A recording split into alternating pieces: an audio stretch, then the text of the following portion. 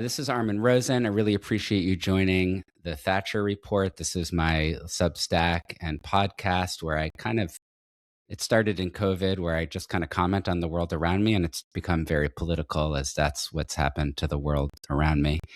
Armin is a journalist. I'd love to learn a little bit more. I don't know you as well as I wish I did, and then you absconded to TNEC for all the good reasons, which I'm perhaps a little jealous of. But I'd love to hear a little bit, like, what do you think is your beat? Tell us a little bit about yourself, and then we'll kind of dive into some of the particular questions I have. God, I get asked this all the time. I mean, my beat, my official title is correspondent at large for Tablet Magazine, which means that my beat is kind of whatever. It's 75% what my editors are interested in at a given time, and 25% stuff that I can kind of convince them to let me do. So, I've written a lot about Israel, about kind of the domestic politics of U.S. foreign policy.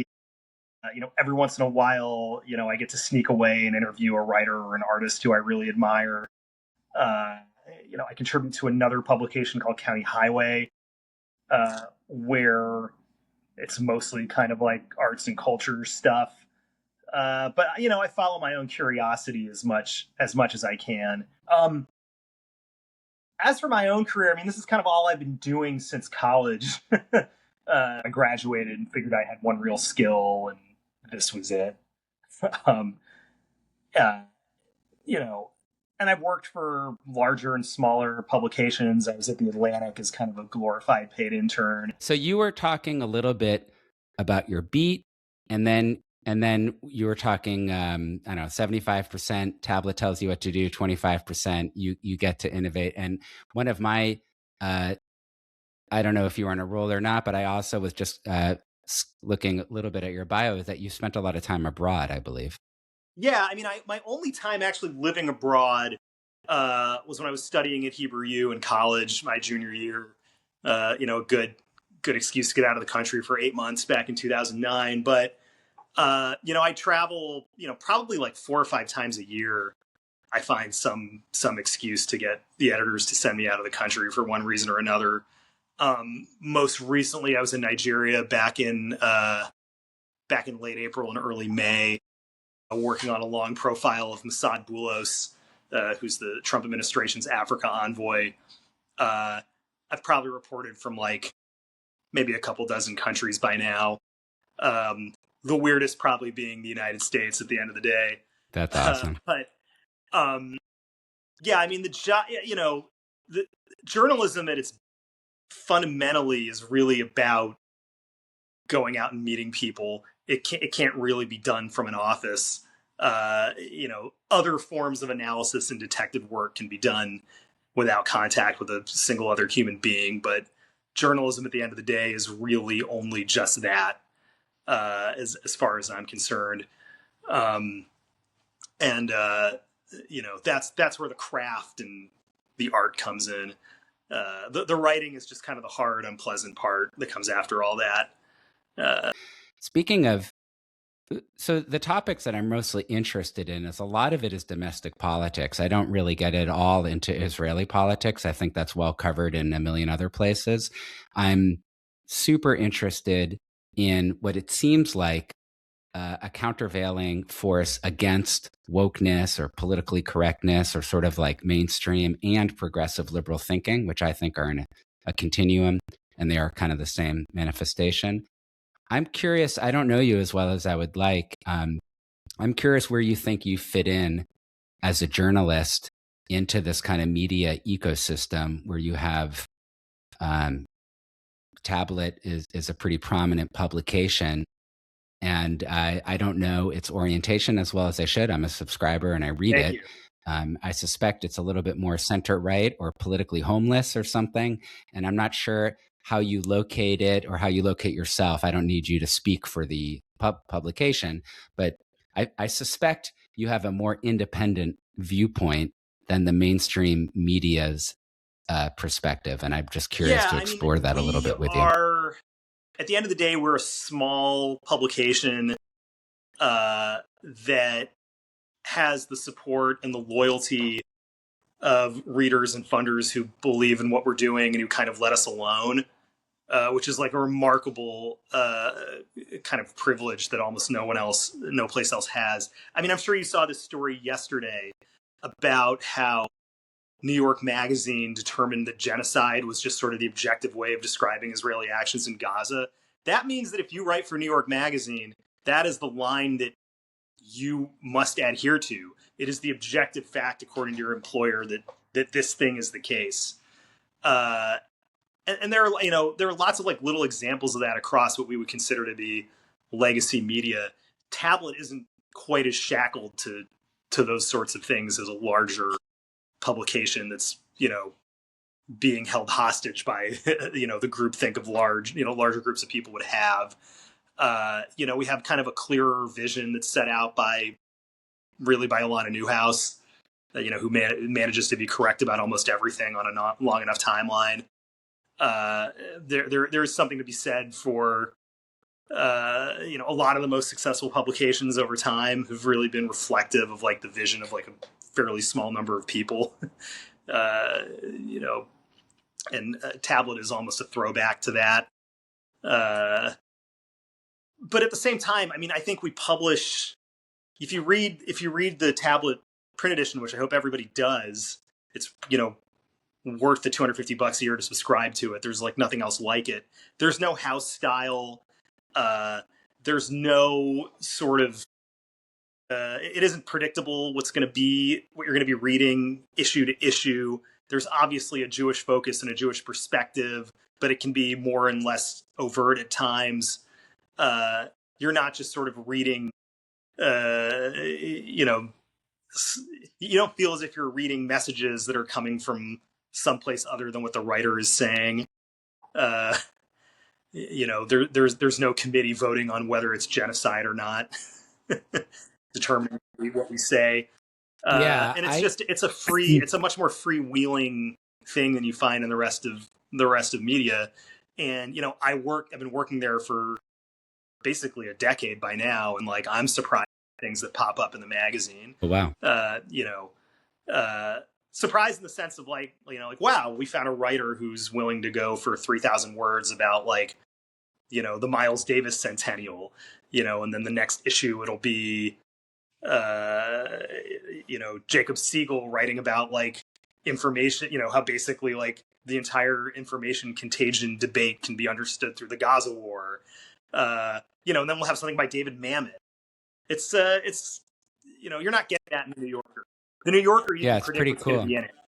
It is certainly sui generis, or however you pronounce that word. Yep. It's idiosyncratic, but I feel like I can locate Tablet sometimes because it is eclectic, but I feel like I can locate it a little bit with other media sources like the Free Press, maybe commentary, and then this burgeoning world of Substack, where people are kind of creating an alternative to legacy mainstream media, which I don't think I realized how liberally biased the mainstream media was. I kind of knew it was a little bit, and I have friends like you who are journalists and who were at many of these big publications. But I can't tell, and maybe you have a perspective. I don't know if places like the New York Times, the New York Magazine, the New Yorker, not that to limit it to only publications with New York in the title, but those are three that come to mind. And then, whatever mainstream broadcast news, and NPR, I can't tell if they've become more biased over time, like since, let's say, October 7th or the second Trump administration, the dawn of that, or if I've changed. and I'm seeing them that they've always been the same way. Perhaps it's a mix of both. It seems like there's a hardening on the left. And when you're saying that New York Magazine just sort of declares that there was a genocide in Gaza, despite there's no actual journalistic evidence of that, and it's more of a propaganda point by anti-Zionists. What do you think of that? How do you kind of feel about what's happening in the media? And am I just being naive, or am I onto something? It's both. Look, the decline in standards in the mainstream media began a pretty long time ago. There was a point where you could name every big story of the last like X number of years, that point being like at the latest, say 2021. And the New Yorker had written some objectively wrong and like politically and socially corrosive story about it. Like, the insane Julius Swetnick allegations against Brett Kavanaugh were in the New Yorker.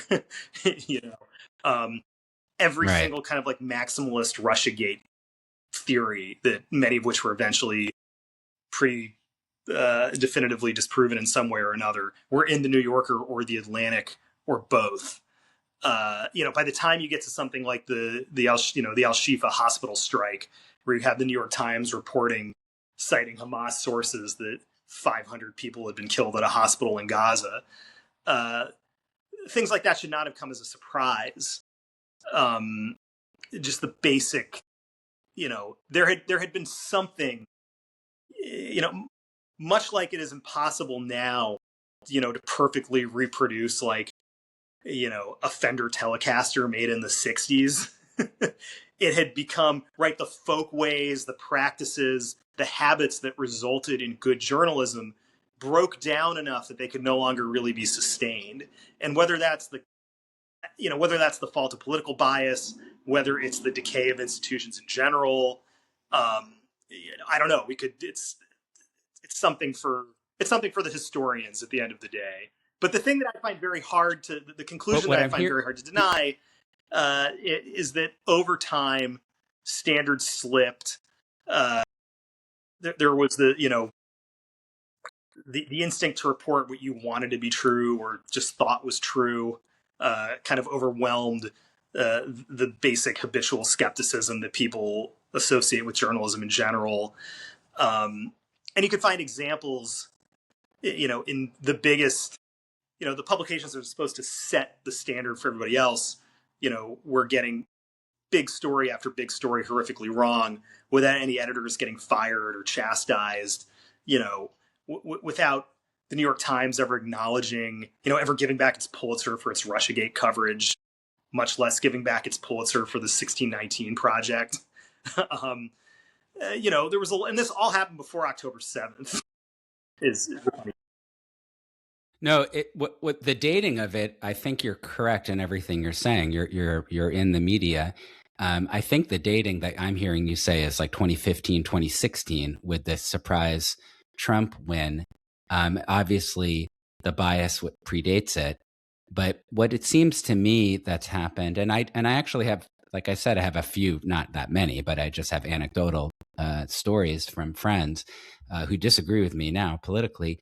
It seems like there was and also George Floyd and all, BLM and everything, all those, but that's all kind of Trump, um, that there was a shift from reporting to activism. And they didn't say that. They didn't say we're actually like an adjunct for the Democratic Party. We're kind of like a super PAC or something, or a communication strategy team. Trying to nudge the Democrats to success. But it's hard for me to see it like any differently when you talk about Russiagate and these different stories, or Brett Kavanaugh, which is Trump appointee. It just seems to all fit the same rubric. And what I find is that there's a hardening that happens with that. So I'm going to say, you react to this. It seems like that some of the legacy media, they're speaking to a narrower and narrower and narrower cohort of people who you kind of have to agree with this activist agenda, and then you're in it and it's great. But if you don't agree with it, you're out. And that means there's like a smaller readership or viewership, and it's more sort of radicalized, I But think, what but that's a the New kind of York strong way to Times say it. understood is that these readers, even if it was a somewhat narrow readership, these are still the richest and most influential people in the country, and they still read and they're still willing to spend money on your product. The New York Times has thrived during an era when the rest of the media has suffered, and the Times has basically become almost a holding company for the rest of the media. That's kind of the funny thing. They figured out how to monetize, brilliant, a shrinking audience without really losing any of their centrality or influence in American media or American life in general, even as the quality of the product declined. Whether they can keep that going forever, I'm kind of skeptical of. The other media story from this week that caught my eye, other than the New York Press editors voting to declare genocide or whatever. Uh, Apparently, The Athletic, which is owned by one of these companies that the New York Times has kind of swallowed, is exploring some kind of exclusive Mm-hmm. deal with Kalshi, right, the prediction market, which Right. 20 years ago, the idea of the New York Times being in bed with a gambling platform, would have been considered like a pretty, a sign that something had gone wrong at the Times, let's say. Now nobody really cares, in part because, you turn on the TV during the World Cup and there are Kalshi ads. Uh, and Yeah. is it a result of sort of a declining expectations and just moral rot in American society? That's possible. It could be that the basic economics of media are such that you kind of need a radical, a wealthy yet radicalized audience and the Kalshis of the world and able to survive. In order to be able to survive. Uh, it's a sign that it's not a sign of a healthy industry. I'll say that much. Um, the combination of audience capture and having to really look towards very novel and morally suspect industries for your Parnassa, it's it's not good. But again, the Times is very successful. We're stuck with them. Yeah, I think you understand it. I think you understand it really, really well, better than I do. I agree with you. The New York Times is not going anywhere. It's growing. The growth might be from recipes, games, and perhaps gambling, or Wirecutter, which is affiliate marketing, which is the most biased way Right. of doing a Yep. product review you can imagine, which is not what Consumer Reports built their legacy on. But nobody cares. And the Wirecutter is, I'm sure, popular. Um, the New York Times is particularly adroit at retaining their prominence and growing as a media group. And like you're saying, just to play it back to you, it's kind of like a metonym. It's kind of like a term for like all of the legacy media in a certain way, or it's kind of swallowed up so many things. But I find it baffling that it retains any type of editorial authority because it's so incredibly biased. When they didn't, to me, one of the biggest story in the world to me, at least from an American, the biggest story in America perspective is always the president, right? Like, what's the president of America, the guy with the button on the nukes and the economy and the discourse? What is he doing? I was in hindsight after Trump's second win against Harris. I really, the scales fell from my eyes because I thought that the biggest story in the world would have been that Biden wasn't perhaps mentally competent to be president, and that just wasn't covered. And Ezra Klein, and I know more of the editorial pages and the columnists is what I remember most, but there was no Maggie Haberman of Biden Right. And the whole analyzing thing him had to be incredibly mediated closely. through And I, like George Clooney in the LA Times, or excuse me, in the New York Times editorial page, and then you needed like Ezra Klein to come in and like kind of drop little hints, that sort of like Ezra Klein, New York Times Kremlinologist could read, and like that's how the whole thing got reported. Uh, yeah, it's really kind of nuts. Right, it came down to like George Clooney writing an op-ed about like I was at a cocktail party and obviously this guy is like out of this oh guy just yeah, isn't alive anymore.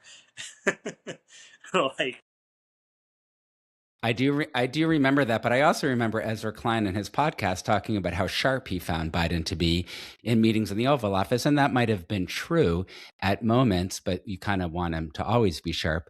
Um, on a long enough timeline cease to matter. I mean, the Times matters less now than it did 15 or 20 years ago, probably.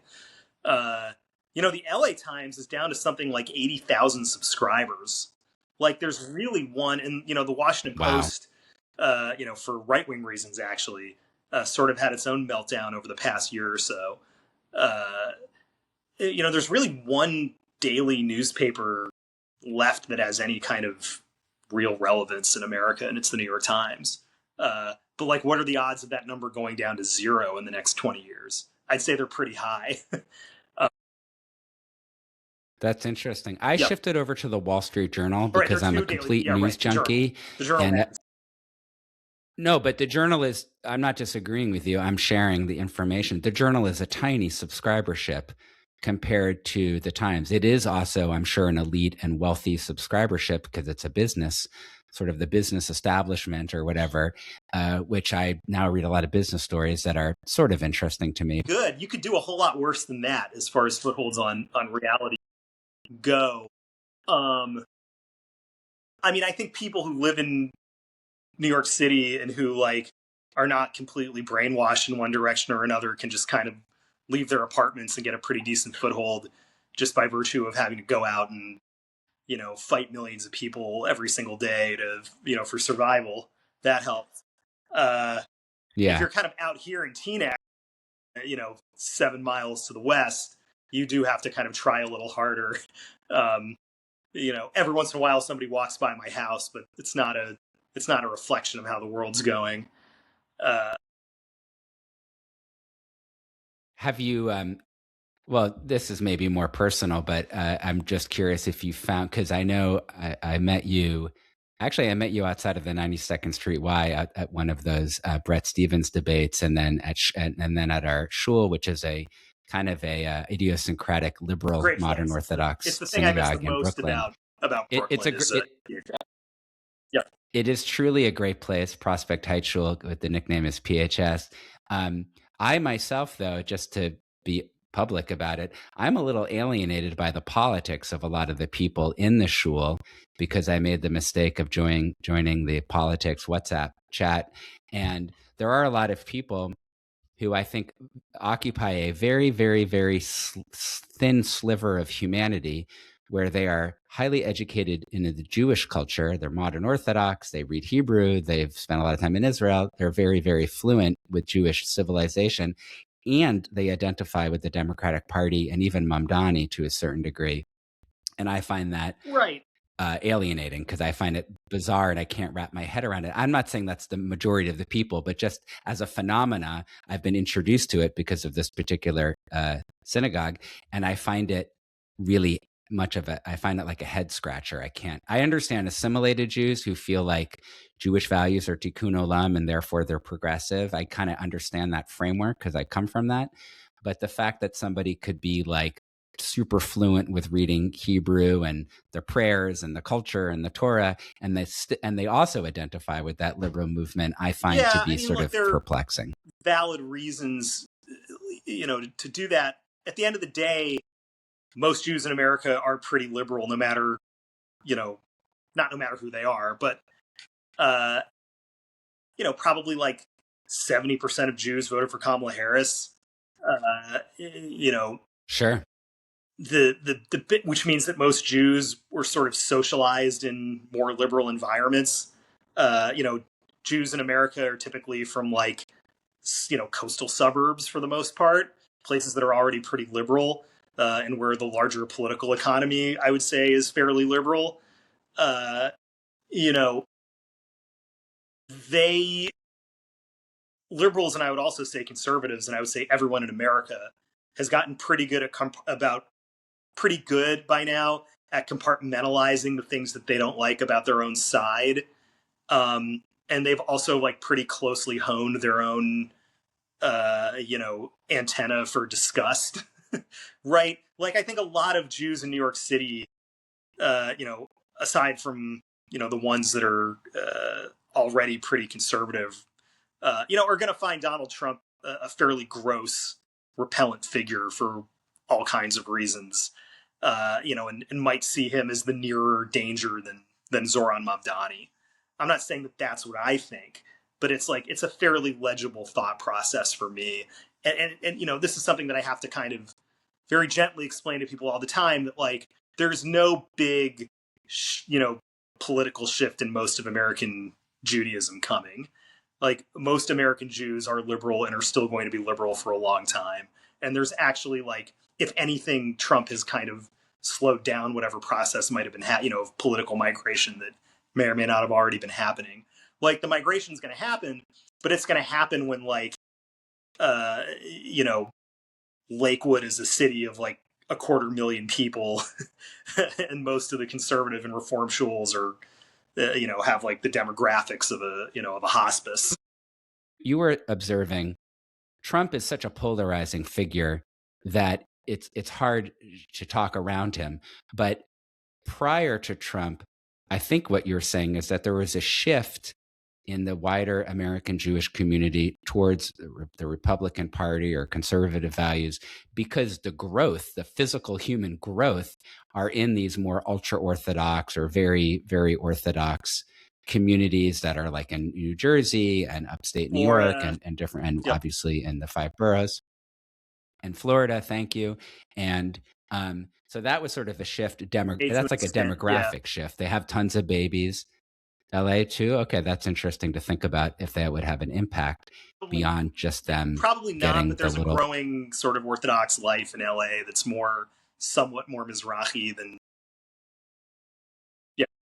right, Middle Eastern Jews.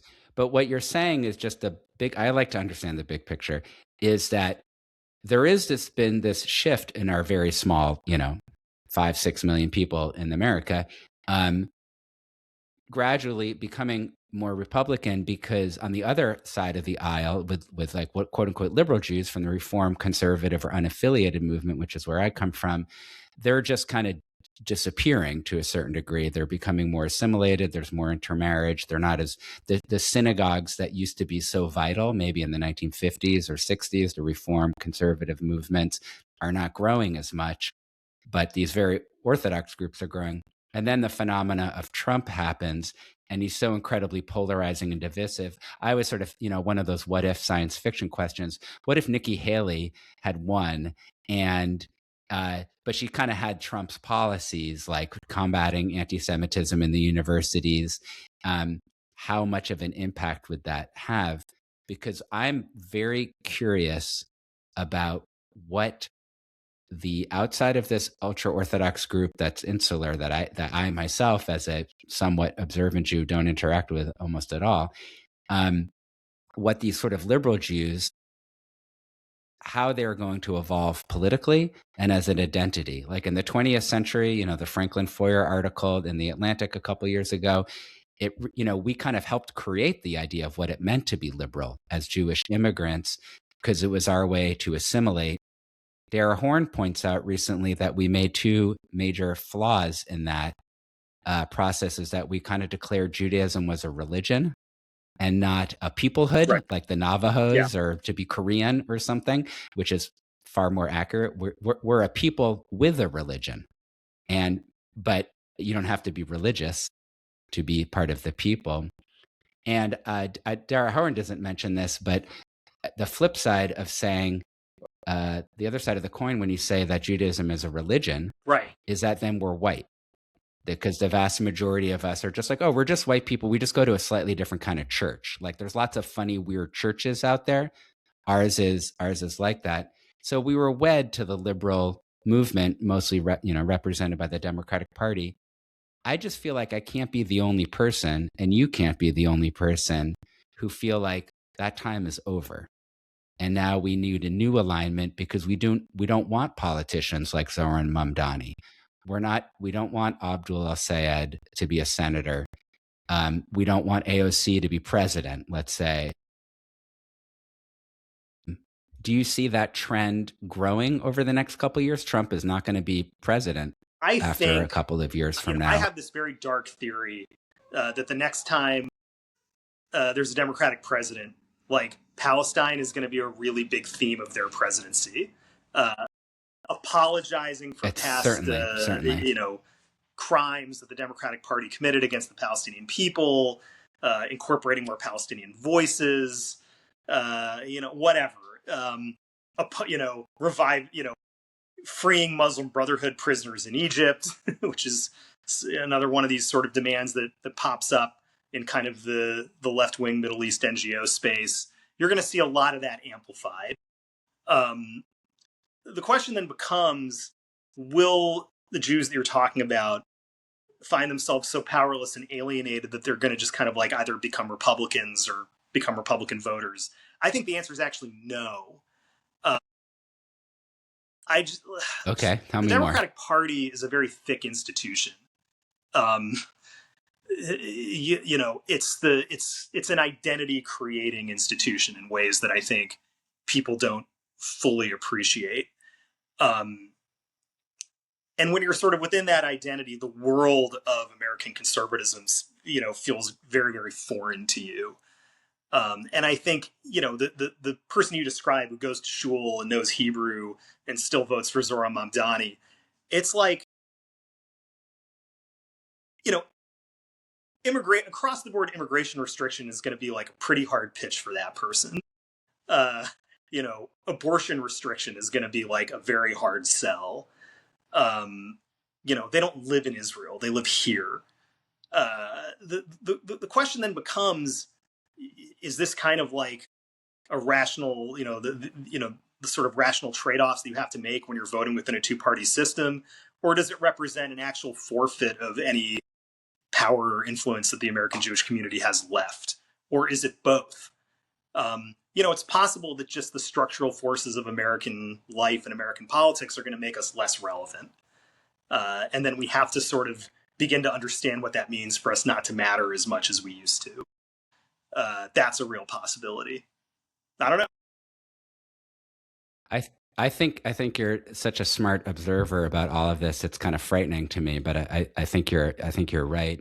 What I feel is also happening is that there's going to be greater factionalism among the Jewish community. We are a factional civilization. We have been since the very, very, very beginning. There's midrash. There's sort of biblical stories about not all the Jews even agreeing to leave Egypt, which is our founding narrative, is that we were slaves and then we became free agents in the land of Israel. That's our big story.